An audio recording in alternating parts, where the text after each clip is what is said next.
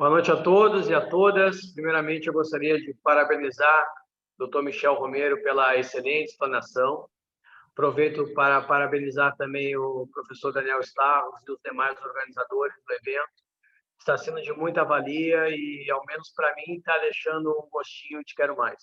Bom, para fechar, então, com chave de ouro esse evento, a doutora Patrícia Rocha nos presenteará uma palestra sobre multiparentalidade, desafios do reconhecimento extrajudicial. A professora Patrícia é doutoranda na Universidade do Minho, em Portugal, vice-presidente do IBDFAN Alagoas, advogada e conselheira seccional da OAB Alagoas. Doutora Patrícia, obrigado por aceitar o convite. A palavra é sua. Bom, prometo que serei breve, diante do adiantado da hora, mas eu não poderia fazer alguns agradecimentos, em especial ao professor Daniel e toda a comissão organizadora desse lindo evento. Eu tive a oportunidade de acompanhar o evento desde o início e foram ricos debates, e eu espero manter o alto nível das discussões que aqui foram travadas. E quando o professor Daniel me fez esse convite, a gente pensou em alguma temática inicialmente ligada à convivência, mas depois a gente mudou para a multiparentalidade. E apesar de ter saído um errinho no material inicial de divulgação, o tema, na verdade, era sobre a delimitação dos critérios para o reconhecimento da multiparentalidade. Então, não há como a gente falar desse tema e até não utilizar o julgamento do recurso extraordinário 898-060 de Santa Catarina, julgado pelo STF em 21 de setembro de 2016, confirmando a tese de repercussão geral 622, como referência para a delimitação desses critérios, para o tema proposto.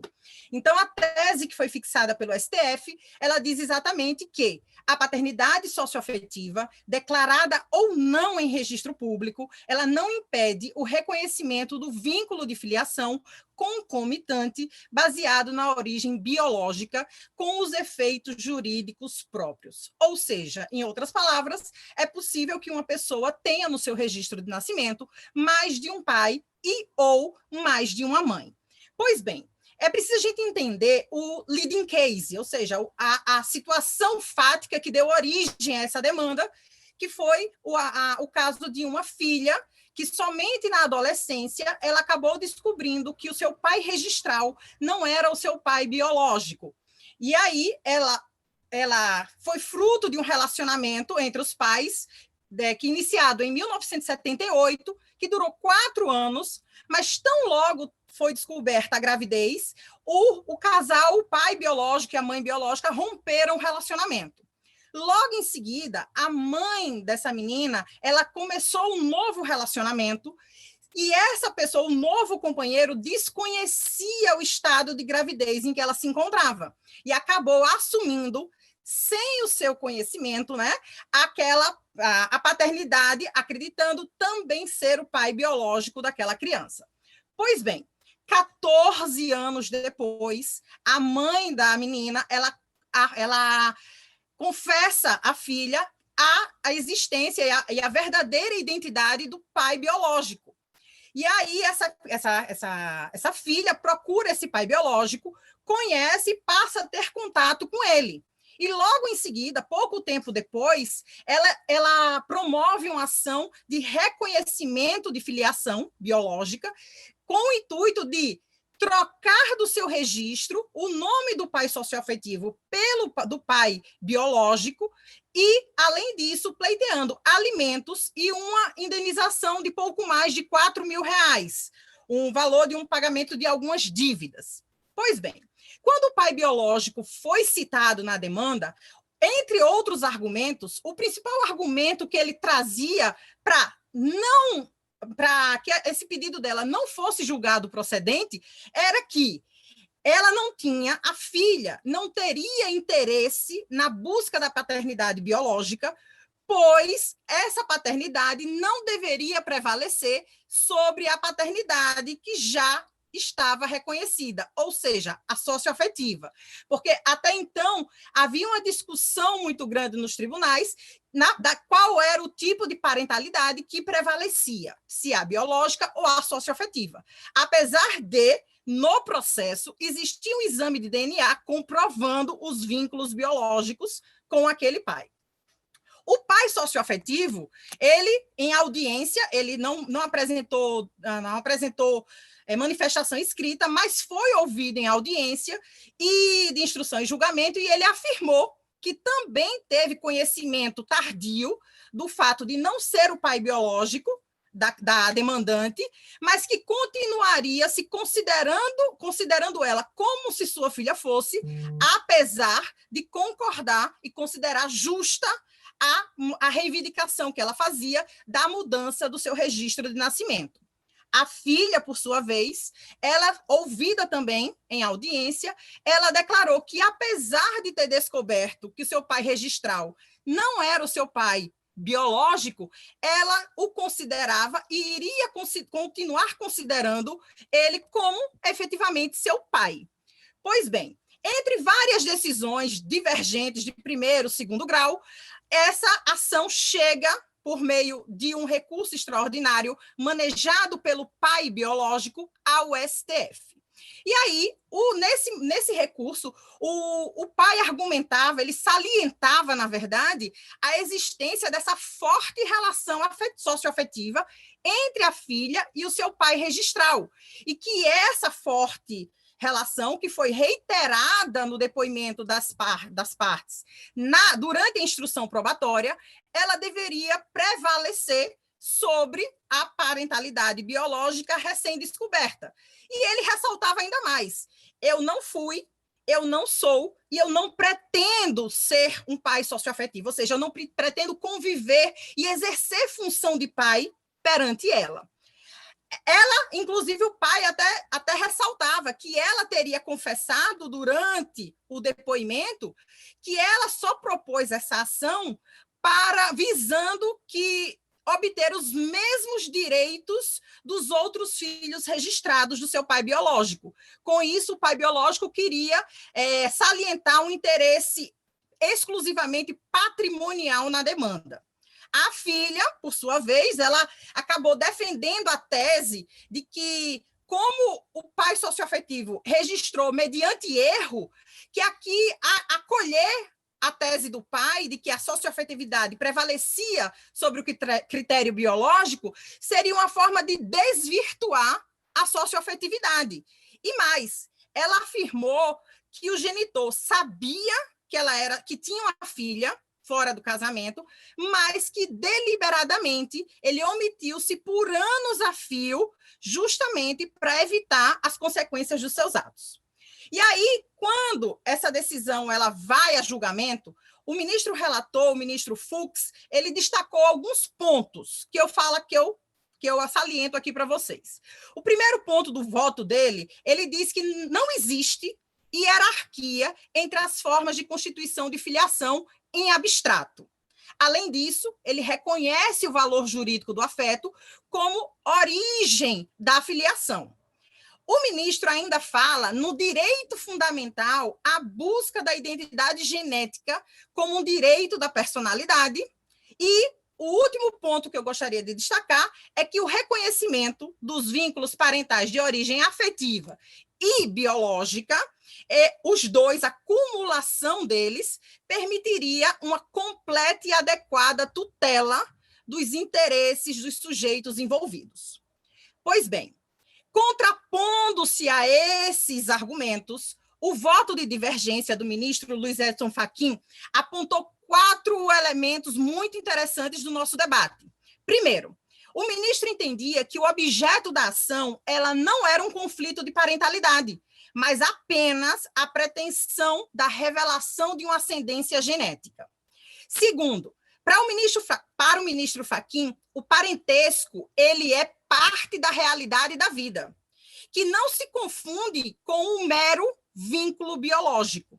E aí que esse vínculo biológico, por si só, ele só seria causa para determinar o parentesco jurídico quando não houvesse uma outra dimensão relacional que a ele se sobrepõe. Ou seja, se eu não tivesse no meu registro de nascimento a indicação do meu pai ou da minha mãe biológica, aí sim eu poderia, com base exclusivamente nesse critério consanguíneo, pleitear o reconhecimento a despeito de uma relação afetiva. E, por fim, o ministro Fachin, ele destacou que a multiparentalidade ele deveria ser uma medida de exceção, excepcional, que somente deveria ser reconhecida quando ela também se expressa na realidade da socioafetividade, inclusive em relação ao liame biológico. Acompanhou esse voto de divergência somente o ministro Teori Zavascki. Todos os demais ministros, Dias Toffoli, Gilmar Mendes, Ricardo Lewandowski, Carmen Lúcia, eles nos votos sempre destacaram, sempre foram no viés da responsabilidade parental, ou do princípio da paternidade responsável, sob o argumento de que a concepção de um filho gera obrigações de caráter existencial e caráter patrimonial que não podem ser afastadas pelo fato do filho já ter sido registrado e criado por outra pessoa. E aí a gente começa o debate. Mas será que o mero vínculo biológico de ancestralidade ele seria causa suficiente para autorizar a imposição da responsabilidade parental? E aí eu trouxe algumas situações, e acabou que a palestra da doutora Ana Cláudia, que eu também muito admiro, ela acabou se entrelaçando com o meu tema. Pois bem, primeiro ponto, será que existe multiparentalidade numa família homoafetiva? Bom, eu acredito que não, no mesmo entendimento do professor Anderson Schreiber, da Maria Gorete Valadares. Por quê? Na família homoafetiva, a despeito da ausência de referência de gênero, ou seja, a pessoa vai ter no seu registro 2 pais e 2 mães, ainda subsiste um modelo biparental, e não de vários pais ou várias mães. Então, o modelo multiparental, como pré-requisito, ele exige a presença de pelo menos 3 sujeitos exercendo função de pai e ou de mãe. Segundo ponto seria a coparentalidade. Então, na coparentalidade, é aquela situação em que 2 ou mais pessoas, elas se unem num propósito de construir um projeto parental a despeito da falta de uma relação afetiva e ou sexual. Então, se esse projeto parental for construído a 2, não há que se falar em multiparentalidade. Mas quando a doutora Ana Cláudia fala na inseminação caseira, eu automaticamente me leva à ideia da coparentalidade. Então, muitas vezes, um casal homoafetivo se vale do material genético de um amigo que também vai participar, que também pode participar desse processo de criação e acompanhamento e responsabilidade do filho. Então, nessa situação, essa coparentalidade compartilhada por mais de 2 pessoas poderia, na minha concepção, dar ensejo à multiparentalidade. A reprodução humana assistida heteróloga, por sua vez, eu acho que é um pouco diferente, justamente pela falta de um projeto parental. Então, além da questão do anonimato, envolvendo a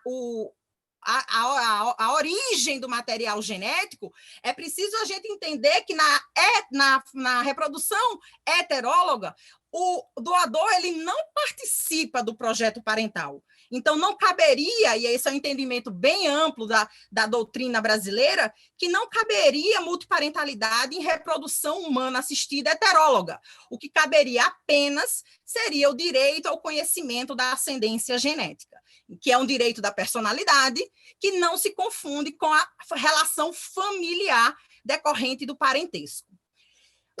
Talvez o ponto de maior debate é com relação à adoção. E aí, nesse caso, por que o grande ponto de debate é a adoção? Porque, segundo o artigo 1626 do Código Civil e o artigo 41 do Estatuto da Criança e do Adolescente, a adoção ela faz com que os vínculos com a família biológica eles sejam rompidos e esses vínculos parentais eles sejam reconstituídos com a família substituta. Então, se há um rompimento, necessário rompimento parental com a família de origem, ficaria contraditório aceitar multiparentalidade em uma situação de adoção. E esse é o entendimento, por exemplo, do professor Paulo Lobo. Mas existem entendimentos divergentes. O professor Jones Figueiredo, desembargador, que é desembargador do Tribunal de Justiça de Pernambuco, ele defende a possibilidade da adoção multiparental. E nós temos, em alguns tribunais de justiça do país, algumas decisões já nesse sentido. Por exemplo, tem uma decisão do Tribunal de Justiça de Sergipe, em que uma mãe encarcerada, ela entregou, logo após o período que a presa pode ficar com a filha, ela entregou a sua filha para uns tios paternos cuidarem dessa criança, e 9 anos depois que esses tios estavam cuidando dessa criança, eles ingressaram com uma ação de adoção, argumentando o abandono da criança pela mãe. E aí, a decisão do Tribunal de Justiça, que modificou a decisão de primeiro grau, foi entender que, na verdade, não ocorreu o abandono e permitir a manutenção do nome da mãe biológica no registro, apesar de reconhecer a adoção a partir da constituição do vínculo socioafetivo construído construído na convivência familiar ao longo dos 9 anos. Tem outra decisão de Recife, do Tribunal de Justiça de Recife, onde a filha que cuja adoção ela já tinha sido concluída, ela ingressa com a ação de reconhecimento de paternidade com a concordância dos seus pais adotivos e do pai biológico, e consegue alterar o seu registro para incluir aquele pai biológico. E também, mais um exemplo só para a gente entender, em Vitória da Conquista, existia uma situação de uma mulher que teve uma criança e com 3 meses de vida da criança, ela entregou essa criança a um casal homoafetivo feminino que criou e entrou com ação de adoção, mas ao longo do processo, numa conciliação, se entendeu que aquela situação, como a mãe biológica nunca tinha perdido o contato com a criança, que o ideal seria a constituição de uma multiparentalidade. Então, com relação à adoção, na minha concepção, pelo menos, eu acredito que, enquanto a adoção ela não foi devidamente reconhecida, enquanto existe ainda um procedimento pleiteando a constituição do vínculo parental com a família substituta, que é possível modificar a ação para nela reconhecer uma multiparentalidade. O que eu acho equivocado é continuar a dar o nome de adoção a essa ação, onde se mantém um vínculo único ou ainda bilateral com a família biológica de origem. Eu sou da teoria defendida pelo professor Rodrigo da Cunha Pereira, que as palavras elas têm poder. E é preciso a gente respeitar o sentido dessas palavras. Tanto é que a grande crítica que se faz a outra situação, que é a adoção à brasileira, é justamente o fato de não ser uma adoção, de ser a utilização da expressão adoção, ela ser utilizada de maneira imprópria. E aí, nesse caso, na verdade, na minha opinião, a adoção à brasileira ela não seria um obstáculo ao reconhecimento dessa multiparentalidade, porque ela se assemelha muito mais a uma relação socioafetiva do que um parentesco socioafetivo estrito sensu, do que a uma adoção propriamente dita. Mas, por exemplo, o professor Rolf Madaleno, ele acredita que tratar a adoção formal diferente da adoção informal, que seria a adoção brasileira, seria trazer 2 pesos e 2 medidas para a mesma situação jurídica. Particularmente com a data vênia do respeito que eu tenho ao professor Rolf, eu discordo, porque eu acho que são situações, apesar da nomenclatura, são situações bastante distintas uma da outra. Então, qual seria a minha conclusão diante de todas essas reflexões? Que a paternidade socioafetiva ela não deveria coexistir em todos os casos com a biológica. Ou seja, multiparentalidade é exceção e não regra. E ela só deveria ser justificada quando a convivência familiar e a afetividade ela realmente consolidassem um estado de filiação, inclusive em relação ao genitor ou à genitora. Mas aí poderiam perguntar, e então isso seria uma chancela à paternidade irresponsável? Não. É preciso a gente fazer uma distinção entre a responsabilidade econômica da geração de um filho e a responsabilidade social do status de pai e de mãe. Sobre isso, tem um texto do professor João Batista Vilela, já ainda de 1979, aquele texto famoso da desbiologização da paternidade, que ele faz referência a uma ação francesa, que é uma ação chamada Ação para Fins de Subsídios. Nesse sentido, com a mesma perspectiva, o professor Rolf Madaleno fala numa chamada paternidade alimentar, que seria uma paternidade exclusivamente voltada a essa subsistência para não permitir a falta da responsabilidade do pai biológico que não consta do registro de nascimento do seu filho. E o professor Paulo Lobo, ele ainda diz mais, ele traz uma proposta diferenciada, porque o professor Rolf, ele fala em paternidade, mas sem o sentido que a paternidade realmente ostentaria, de relação familiar. E aí, talvez, na minha concepção, até um posicionamento que melhor se adeque a essa ideia de que ancestralidade não se confunde com parentalidade é a do professor Paulo Lobo. Ele diz que a pretensão patrimonial em face do genitor, ela deveria ser provocada no âmbito do direito das obrigações. Então, ele diz que a reparação econômica, em função dos gastos com educação, com moradia, com lazer, enfim, com todos aqueles direitos básicos inerentes ao filho, à criança, ao adolescente, e a compensação moral pelo inadimplemento do dever de convivência, do amparo moral, da convivência familiar, ela deveria ser reconhecida por meio da tese do abandono afetivo. E aí, acabando sendo referendando esse posicionamento, nós temos um projeto de lei, que é o projeto de lei 2285 de 2007, conhecido como Estatuto das Famílias, que no seu artigo 77, ele faz essa clara distinção entre a paternidade e o direito ao conhecimento da ascendência genética e fala expressamente: o ascendente genético pode responder por subsídios necessários à manutenção do descendente, salvo em caso de inseminação artificial heteróloga.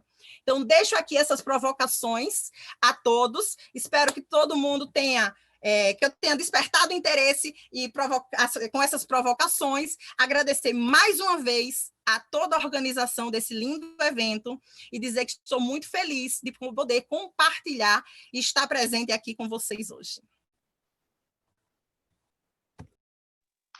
Doutora Patrícia, parabéns pela bela fala, foi ótimo lhe escutar. Então, eu passo a palavra direto ao doutor Daniel Stavros para dar encerramento ao evento. Excelente. Pessoal, uma alegria de todos nós, tenho certeza que os senhores têm o mesmo sentimento que eu tenho, depois de escutar tantas palestras maravilhosas na noite de hoje. Então, a gente só tem a agradecer especialmente aos palestrantes que dedicaram o seu tempo, que é valioso, para estar aqui com a gente. Então, muito legal essa troca de experiências, essa essa ideia que foi gestada pelos ex-alunos e alunos da PUC, que se envolveram desde o início, a Samantha Burlani, por exemplo, aluna na criação dos cards, o Carlos Lamas na sugestão dos palestrantes, a Valentina Alvorcem por todo o suporte que nos deu desde o início no WhatsApp, enfim, a cada um de vocês. E principalmente aos palestrantes, o colega Michel Romero, do Peru, que esteve com a gente desde o início, o professor Oswaldo Saavedra, do México, a professora Ana Cláudia, a professora Juliana Jaquim, estou vendo a ex-acadêmica Raquel Blomberg, a Bruna Rey, que se envolveu demais, quem eu estou vendo aqui? A Luísa Oliveira, a Bárbara Sausen, que é uma acadêmica que gosta de escrever, já publicou artigos, o Leonardo, que está cada vez mais ativo nas redes, buscando oferecer conhecimento. Enfim, cada um de vocês tornou viável esse evento, que a gente agora vai ter que repetir no ano que vem, porque é quase 11 horas da noite e a gente ainda tem muita vontade de seguir escutando vocês. Eu espero que todos tenham aproveitado demais, como eu. Felizmente, temos as redes sociais para a gente seguir em contato. E tomara que no ano que vem, lá por outubro, novembro, sem Covid, muitos de nós possamos nos encontrar no Congresso Nacional do IBDFAN, que ocorre em Belo Horizonte a cada 2 anos. Se tudo der certo, a gente, né, professora Patrícia, vamos tomar um chopp, tomar um vinho, numa mesa de bar lá em Minas Gerais, como dizem os mineiros, né? Se não tem mar, vamos para o bar. Então, vamos seguir o ditado dos mineiros, vamos nos encontrar e confraternizar ainda mais. Muito obrigado a cada um de vocês.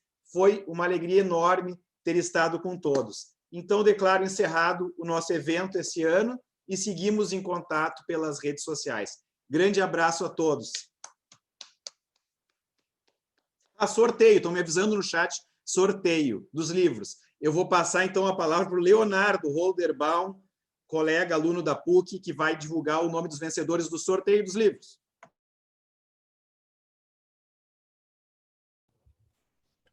Boa noite a todos. Deixa eu só ver a relação aqui, que na realidade não está comigo ela. Deixa eu só ver um minutinho só, rapidinho.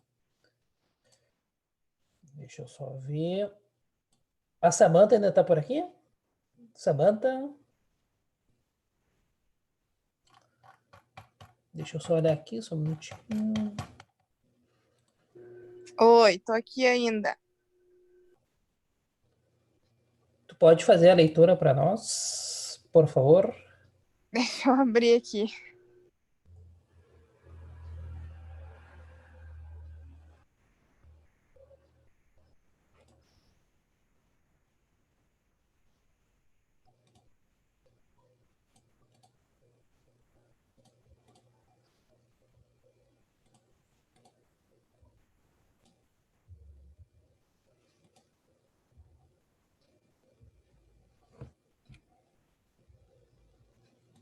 Tu tá sem áudio, Samantha. Tem que botar teu áudio. Botei ali no chat, Léo, para tu ler.